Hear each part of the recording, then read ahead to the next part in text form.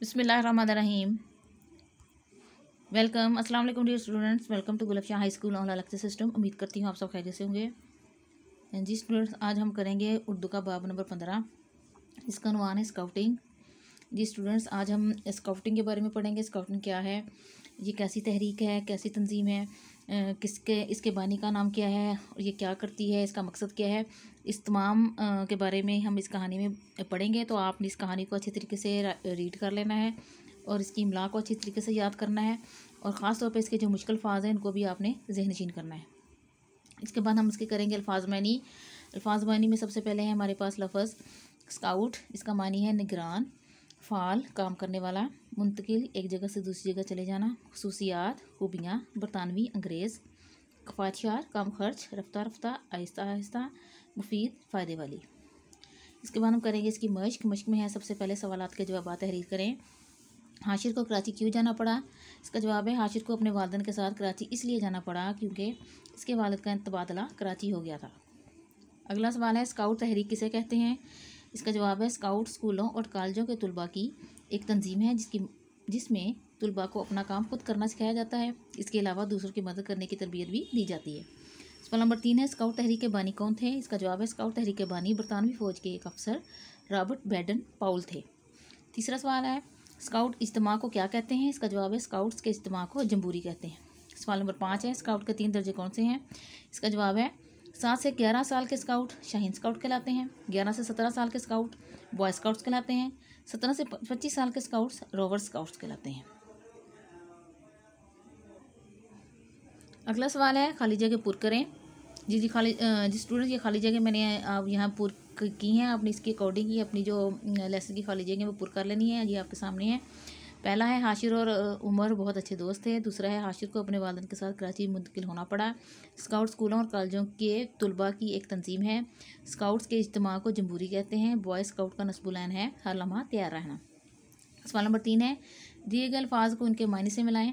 ये कुछ अल्फाज दिए गए हैं जिनके इनके मायने के साथ हमने इनको मैच करना है। ये आपके सामने मैंने इनको मैच भी किया है। देखें, सबसे पहले फ़ाल, निगरान, बरतानवी, अंग्रेज़, खसूसियात, खूबियाँ, मुफीद फ़ायदे वाली, स्काउट काम करने वाला। जी नेक्स्ट है दुरुस्त जवाब की निशानदेही करें। ये कुछ स्टेटमेंट्स दी गई हैं जिनके नीचे 3 आंसर्स दिए गए हैं। हमने राइट आंसर को चूज़ करना है। तो ये सामने मैंने आपके इसको फिल भी किया है। तो आप देखें, हाशिर अपने वालिदैन के साथ कहाँ मुंतकिल हुआ? कराची।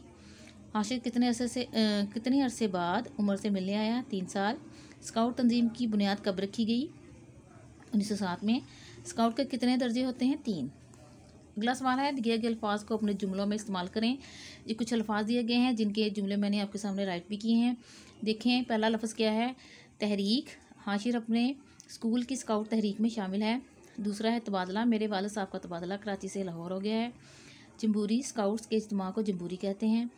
हंगामी, स्काउट्स को हंगामी हालात में लोगों को बचाने के लिए तरबियत दी जाती है। मुतासरीन, स्काउट मुतासरीन की बढ़ चढ़ कर मदद करते हैं। जी स्टूडेंट्स, आप इनके अलावा भी जुमले जो हैं वो बना सकते हैं। इसके बाद दिए गए अल्फाज पर अराब लगाएं। ये कुछ अल्फाज दिए गए हैं जिनके ऊपर हमने अराब लगाने हैं। अराब लगाने से जो है वो सही तरीके से उस लफ्ज़ को अदा करना आसान होता है। तो फर्स्ट वर्ड है वालिदैन, वाल आमज़े ली दाल जे ये दी और नून वालिदैन। दूसरा है शामिल, शिन ज़बर अलिफ शाम मिम ज़ेल लाम मिल शामिल। हादसा, हे ज़बर अलिफ़ा दाल जे दी से है हादिसा। फ़राहम, फ़े ज़बर फ़ा रेल फ़रा हे ज़बर मिम हम फ़राहम। नेक्स्ट है फ़ाल, फ़े ज़बर फ़ा ऐन अलिफ फ़ाल और लाम साकिन फ़ाल। नेक्स्ट है दिए गए अल्फाज के मुतज़ाद लिखें। ये कुछ अल्फाज हैं जिनके नीचे मुतज़ाद लिखे गए हैं। देखें, फर्स्ट वर्ड है शागिर्द, उस्ताद, दोस्त, दुश्मन, निसाबी, गैर निसाबी, अजनबी, वाकिफ़, अमीन, ख़ाइन, इब्तिदा, इंतहा। नेक्स्ट है दिए अल्फाज को इनके मुतरादिफ से मिलाएं। ये कुछ अल्फाज दिए गए हैं जिनके नीचे मुतरादिफ दिए गए हैं। आपने इसके अकॉर्डिंग जो है इनको मैच करना है। सबसे पहला लफ्ज़ है फ़ुक़दान। इसका मायने है कमी, सलाहियत, काबिलियत, इरादा, अज़म, शुजा, बहादुर, गुफ्तगू, बोलचाल। जी अगला सवाल है कवायद। जी कवायद में आज हम पढ़ेंगे दरख्वास्त नवीसी के दरख्वास्त लिखने का क्या तरीका है, कैसे लिखी जाती है, किन किन चीज़ों का इसमें ख्याल रखा जाता है। तो दरख्वास्त अगर किसी आला अफसर को या अहदेदार को लिखी जाती है तो इसमें किसी काम को तकमील के लिए या किसी काम को पूरा करने के लिए इल्तिजा या अर्ज़ की जाती है।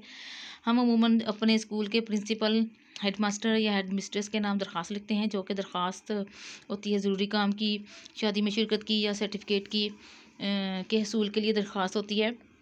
तो जब दरख्वास्त लिखते हैं तो मद्देनज़र बातों का ख्याल रखना चाहिए। पहली है दरख्वास्त खुश खत लिखें और अल्फाज और ज़ुबान में शाइस्तगी का ख्याल रखा जाए। दूसरा है कि पहली सतर में अफसर का ओहदा और पता लिखें। आगे है दूसरी सतर में अदाब लिखें। इसके बाद है दरख्वास्त का नफ्स मज़मून गुजारिश है या मुअद्दबाना अल्तमास है से शुरू करें। अगला इसका असूल ये है कि आखिर में सफ़े के बाएं जानब अलारज़ या दरख्वास्त गुजार लिखकर अपना नाम और पता लिखें। जी स्टूडेंट्स, ये कुछ जो दरख्वास्त लिखने के कुछ असूल बयान किए गए थे। तो आपने अब एक दरख्वास्त लिखनी है जो कि अपने स्कूल प्रिंसिपल के